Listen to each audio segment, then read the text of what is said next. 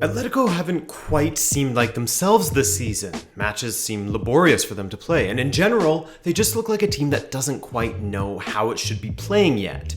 Keyword being yet, as they have clearly gone through a ton of changes in the last 6 to 8 months. So in the past, I have said, Simeone has completely stagnated at Atletico and it just doesn't seem to be working for him anymore. And maybe he should consider giving management a shot somewhere else, 9 years at the club as a manager, and it really feels like his best days with them are behind him. I could be wrong. Then Joshua pushed me further in saying I should do a video talking about Atletico's struggles so far this season. By the way, thank you Joshua Escher for suggesting I do a video on Atletico Madrid. With that suggestion in mind, I figured it would be a good time to challenge myself in thinking that Simeone should leave and try to do a thorough exploration of the things that are hindering him and making his job harder than it usually is, and the things that he himself could be doing better. And seeing if, after looking through everything and doing a deep dive into the subject, and certainly going on a few stream of consciousness rambles, we'll see if I still support that original idea. Shall we? As a player, but even more so as a manager, Diego El Cholo Simeone will forever be a huge part of Atletico Madrid's history. El Pupas, or the Cursed Ones, as they are referred to, had an interesting run under Quique Sanchez Flores in the 2009-10 season. They ultimately finished in 9th in the league, 3rd in their Champions League group, but made it all the way to the finals of the Europa League, where they defeated Fulham 2-1 after extra time to win their first European trophy, not counting the Cup Winners' Cup from the 60s. Things cooled off in a big way under Quique though, and after Gregorio Manzano replaced Quique towards the end of the 2010-11 season, Manzano himself was sacked in December of 2011. Atletico was anything but stable at this point, despite still boasting a decent squad. The man to replace them was, of course, Simeone, who settled the club and got everyone pulling in the same direction again. And he won his first piece of silverware after just 6 months as manager, another Europa League title. In his first full season with the club, the 2012-13 season, he won them their first domestic title since the mid-90s with a Copa del Rey victory. In the following season, he led Atletico to an historic 2013-14 La Liga title, again, their first since the mid-90s. That same season, he also managed to take Atletico Madrid to what was just their second ever Champions League final, though they lost to their rivals Real Madrid. 2 years later, he managed it again, but again, they lost to Real Madrid in the final. Had things gone differently, even in just one of those Champions League finals, they would have had to name a stadium or at the minimum, a training complex after him. But beyond that, Simeone led them to yet another Europa League title in the 2017-18 season, the second under his reign. So that's the Reader's Digest version of Simeone at Atletico Madrid. But what else is important for us to remember is that in each full season, so barring his half season with the club as manager in 2011-12, Simeone has never finished lower than 3rd place and had overtaken the rest of the pack to turn Atletico into a regular as far as top 3 goes, constantly challenging Real Madrid and Barcelona and typically doing it with a fraction of their budget. Perhaps budget constraints affected his style of play and setup with the team, though that would be an oversimplification. Simeone has always been a defense-first manager, a team that is happy to sit deep and try to hurt teams on the counter, banking on their defensive solidity to squeak them through matches at a consistent rate, while also possessing a clinical striker, which we'll go over more in the next section regarding his player personnel because that's a huge aspect of it as well. With all of the turnover at the club, with all of the players leaving, Simeone hasn't changed his style as much as one might hope, as the players at his disposal aren't ideal for the kind of defensive philosophy that peak Atletico employed so brilliantly, or at least the quality isn't there. There was a glimmer of change at the beginning of the season with Simeone testing out a 4-3-3 with his new charges, but with injuries came a reversion back to classic Atletico and a much more comfortable defensive shell that Simeone will feel more safe in. Take a look at this graph from Transfermarkt and into the Calderon, and you can see that throughout his Atletico career, it's almost always been the same setup. 2 defensive midfielders, whether that's in a 4-2-3-1 or the runaway leader of a 4-4-2 with 2 defensive midfielders, that's where Simeone feels the most safe. Maybe too safe. Safe enough to lose much of their attack, as Atletico's away form would suggest. From 10 matches, they've won 3, lost 2, and drawn 5. 8 goals scored and 8 goals conceded in that 10-match run. Uninspiring stuff, but to be fair, it isn't much worse than Barcelona's away form, though I consider that a bit of whataboutism when we are looking at how Atletico could be better. So yes, he's shown that he isn't willing to be very tactically dynamic. Indeed, Atletico do have more of the ball this season, but Simeone's success wasn't built upon having the ball. It was built upon a rock-solid back line with two deep-lying central midfielders making them nigh impenetrable. Atletico were never really a free-scoring team, but the lack of goals this season is worrying. Despite being just 2 points off of third place, Atletico have scored just 22 goals from 21 matches. Their defensive record is still something to behold with just 14 conceded, but their crosstown rivals have bettered that while scoring nearly twice as much as Atletico. With this in mind, seems like a good time to talk about the squad.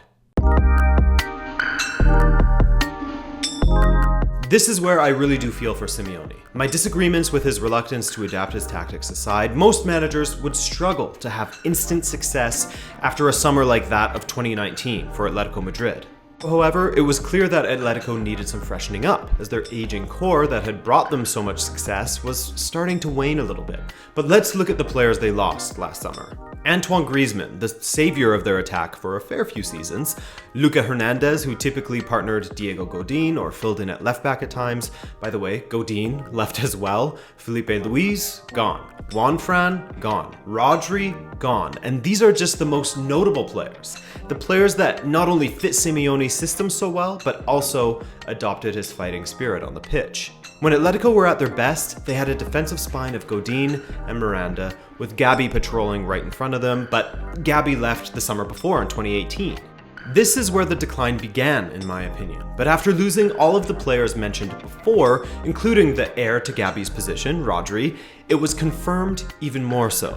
Losing these integral players to Simeone's setup probably put some fear in him and made Simeone even more reluctant to change and even more reliant upon that defensive shell. Despite losing these players that allow for a defensive approach, Atletico's defense isn't their main weakness. They brought in players to help with the defense after all, Kieran Trippier, who also adds a dimension to their attack to supply Morata, a top header of the ball, plenty of crosses to challenge for, Felipe, a centre back, Mario Hermoso, Marcos Llorente from Real Madrid to solidify the central midfield, as well as a combative central midfielder in Hector Herrera. Herrera, of course, isn't a defensive midfielder, though he can operate as one in a pinch. He's more of a central midfielder. However, he does have the right sort of attitude to thrive under someone like Simeone. That toughness with a bit of a mean streak that seems like a natural fit with his manager's personality. He seemed like he would be the perfect player under Simeone, sort of like Simeone's representative on the pitch to bring that kind of fire and keep the standards high at all times. So it has surprised me a little bit to see him not take on a much more central role to Simeone's plans. Now, as for the attack, this is where things are really falling apart for Simeone. They really broke the bank, taking out a loan to bring in João Félix from Benfica. You all know my opinion about this already, he left too early, but Simeone has developed a bit of a reputation for breaking attackers, namely wingers, since he has been in Atletico. While that may be unfair in some cases, there have been many an attacking player that haven't been able to thrive in his style. Things looked good early for João Félix at Atletico, as he and Diego Costa seemed to complement each other very well on the pitch, with some quick interplay, João playing nicely weighted through balls for Diego to run onto, Diego drawing the attention of attackers so João could slip in behind. But both players now have suffered through some injuries this season, and while João has still created opportunities for his teammates very consistently, he has struggled to score himself. Despite these opportunities being created, they tend to fall to Alvaro Morata. Now, respect to Morata, but for me, he is anything but a clinical striker. Yes, he is their top scorer, but he also has a penchant for missing sitter after sitter, as his time at both Chelsea and Atletico have attested to. Slightly less brutal at Atletico, but the opportunities he has blown leave Atletico fans bemused far too often. It's a shame, because he is clearly very gifted when it comes to positioning and getting into the right areas, but his finishing leaves me, personally, disappointed more often than not. It's a personal offense to me. I'm joking. And this is huge for Atletico, as ruthlessness in finishing is what Simeone has leaned upon since he's been at the helm. Leaned upon other than defensive solidity, I mean. Atletico always had a clinical striker in their attack. Forlan, Falcao, David Villa, pre-Chelsea Diego Costa, Griezmann, Fernando Torres to a lesser degree but still decent.